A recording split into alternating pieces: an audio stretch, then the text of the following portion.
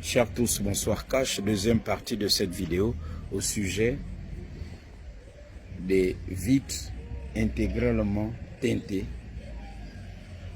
des véhicules circulant dans notre pays. C'est un phénomène inquiétant, bien sûr, car si la voiture a des vitres complètement fumées, on n'identifie pas le chauffeur. Ce qu'il faut, c'est quoi? C'est que il faut filmer ici, bon, même si certains tournent les films à l'intérieur des véhicules, mais vous avez compris ce que je veux dire. Donc, il y a des véhicules qui viennent à l'origine teintés à l'arrière, mais le devant est clair, comme ça. Ça permet d'identifier le chauffeur. Mais si la glace arrière et avant sont intégralement teintés, là c'est inquiétant. Parce qu'on ne sait pas si celui qui est au volant est un braqueur ou un voleur, un délinquant. Donc, comment permettre aux policiers, aux gendarmes, à ceux qui contrôlent, qui assurent la sécurité routière, d'identifier le chauffeur? Donc, il faut que ça soit comme ça. Généralement et de façon personnelle, l'arrière est teinté quand d'origine, le plus souvent, c'est teinté. Et devant, c'est comme ça. Et personnellement, je ne filme jamais le devant. C'est ma voiture, pourquoi devrais-je me cacher, je ne sais pas de qui ou de quoi, du regard de qui ou de quoi. Enfin, je ne sais pas.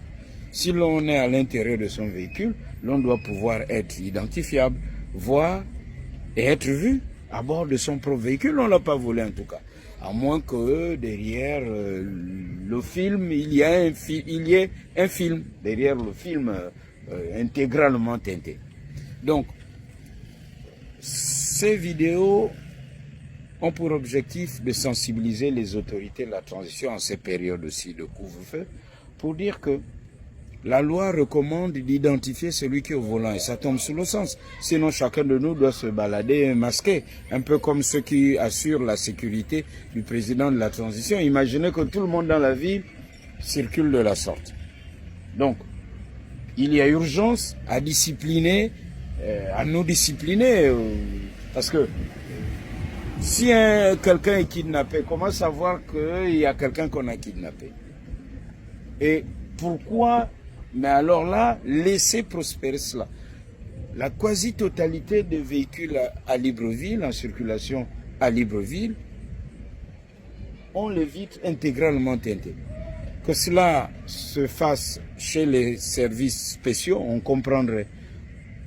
Au cours des convois pendant les officiels, les chefs d'État arrivent, des délégations pendant les sommets, on comprendrait.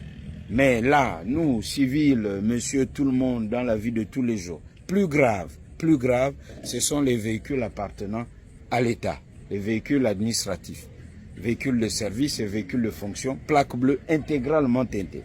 Plus grave, ce sont les taxis intégralement teintés. Là, il y a un problème et il y a une indiscipline. Donc, au moment où les militaires assurent la transition au Gabon, vous voyez, par exemple, là, vous allez voir, ouais, intégralement teinté. C'est un week-end, les vitres sont teintées. Vous ne savez pas qui est à l'intérieur de ce véhicule. C'est qui? Qui est au volant? Est-ce un mineur, un délinquant ou un braqueur? La question est posée cash. Devant, on doit identifier le chauffeur. Je me répète, derrière, même si c'est teinté, on s'imagine que c'est le patron, le VIP qui est là-bas.